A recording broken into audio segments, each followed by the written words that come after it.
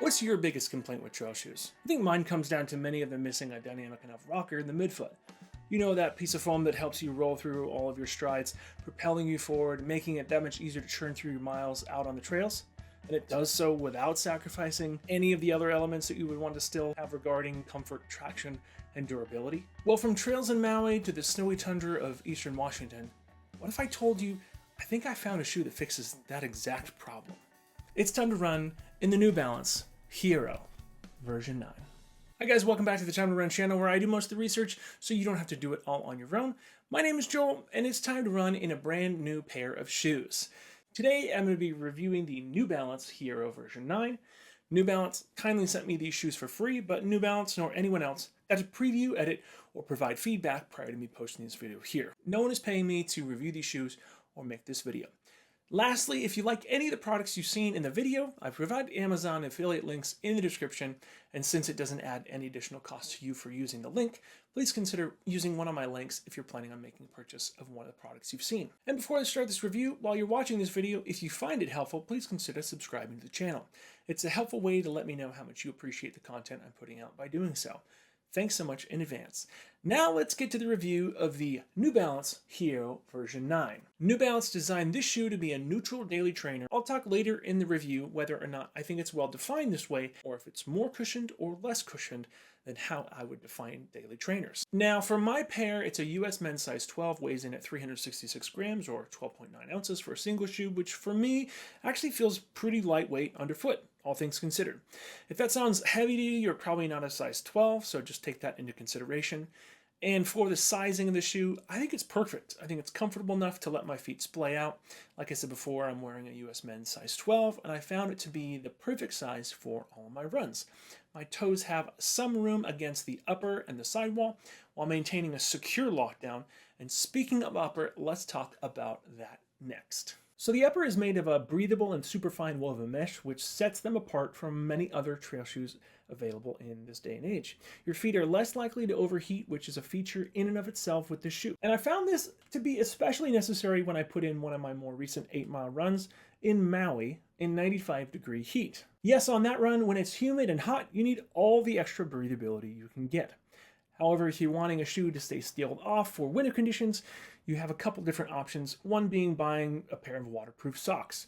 Now, my friends at NordPass have some really great options over there on the website. Check out the link for more details on those socks. And the other is checking out New Balance's Gore-Tex options. And by the time you're watching this, New Balance may have released this in a Gore-Tex version. The upper comes equipped with welded overlays up front, as well as a nice toe protect bumper, keeping your feet protected while out on the trails. Do me a favor and let me know if you've run in the Hierro before. Drop a comment below and share which version blew your mind or missed the mark. Your unique take not only sparks conversation, but it also helps our Time to Run community discover new insights. Let's get this conversation rolling. Your opinion matters. Now, I really like the overall look of the colorways of these shoes. These colorways are called dark juniper with black and dried apricot. Yes, that's the entire name. It sounded more like a dish you'd find at a bougie restaurant than a name for a shoe. But I like all the overlays overall. Now let's talk about the tongue next. This is what I would consider to be on the normal category. It's not too thin, it's not too bulky. It's a little bit of a plush padding, something I enjoy due to the comfort it provides.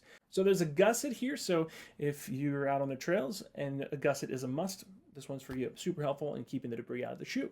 Let's talk about the midsole next. So how does the cushioning stack up? Get it? Stack up? Never mind. This shoe sports their dual density Fresh Foam X midsole foam. We have 38 millimeters of stack in the forefoot, while 42 is stacked up in the back, giving us an overall 4 millimeter drop. Now, as far as the ride experience from the midsole, like I said earlier, this comes equipped with dual density midsole foam. And incidentally, New Balance seems to never rebrand midsole foam. So they do change the foam itself, but they don't necessarily change the name of the foam. It's pretty much stayed the same, even though the foam itself has changed. And I have emphasized how impressed I was right from the first try on to each subsequent run. The rocker in these shoes have the perfect roll through for each of my strides. I freaking love it. While out on the trails, it keeps everything dialed in for comfort and performance. And there's a lot to love here if you're looking at the performance of the midsole. I think this feel gives it probably my favorite I've experienced in the Fresh Foam iterations as well. I feel when it comes to trail running, it helps to have every extra edge, so if a trail shoe can make it feel like you're that much more efficient with your strides, that's a big reason for me to consider buying these shoes. This definitely fits into that category in my opinion. And in a three-part category from minimal, moderate to maximal, I put these somewhere between moderate to maximal cushioning underfoot.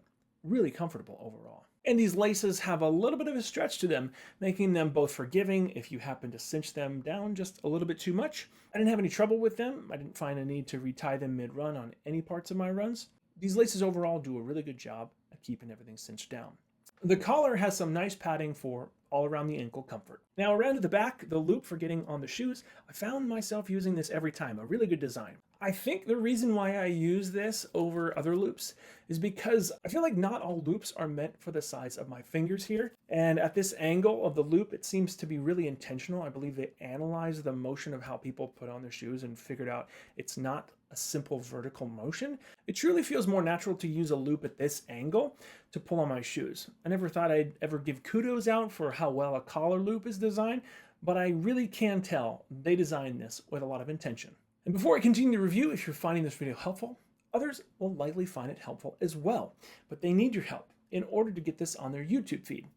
Please feel free to share this directly with a friend, or something as simple as liking the video or subscribing helps to get this video on the feeds of many. Thank you so much. Now this is probably the part of the review that's a make or break part of the shoe, the outsole, and I'm really liking the changes away from version 8 to version 9. Version 8 had circular lugs, whereas this version, while still supporting the trusted Vibram brand, this is Vibram's Mega Grip compound with their multi-directional traction lug style underfoot. This makes for a rugged and very capable outsole underfoot. For most of my testing, I frequented hard packed trails. However, it handled radiant conditions quite well, technical portions of trails well, guarding my feet, keeping things comfortable and stable. This also dealt with road sections flawlessly. It didn't feel like running on cleats, which can happen with other trail shoes. Not this one. I'm personally not out to feel all the ground underfoot. I know there are some of you who make this claim, but for me, if I'm running on really jagged rocks, this shoe really helps me out so I don't feel all the piercing feelings of those rocks underfoot. So just know that if you're a fan of having shoes that give you better ground feedback, I personally don't want to feel rocks jabbed into the sole of my feet, and this might not be a shoe that you want for all that ground feedback. Now the tread depth on these lugs is 4.5 millimeters. I found these to be more than capable for many technical sections. Really grippy overall. I typically find that between 4.5 to 5 millimeters is the Goldilocks zone for me, especially for those snowbound runs. The outsole also is competent for muddy conditions, only minor slipping and sliding in deep mud, but don't forget how breathable the upper is. If you're taking on mud, you'll want some waterproof socks. Great in a variety of conditions. In my opinion, this is a solid choice for conquering a variety of terrains. All right, so how did it feel like running in these shoes? Personally, I think these shoes are very well rounded. It feels lighter underfoot than some of my other trail shoes I favored in the past. This rugged outsole performed well in a variety of conditions. The upper was forgiving, and the midsole has been really comfortable with a dialed-in rocker to assist with every stride, making it conducive to the trails. Overall, I really like this shoe.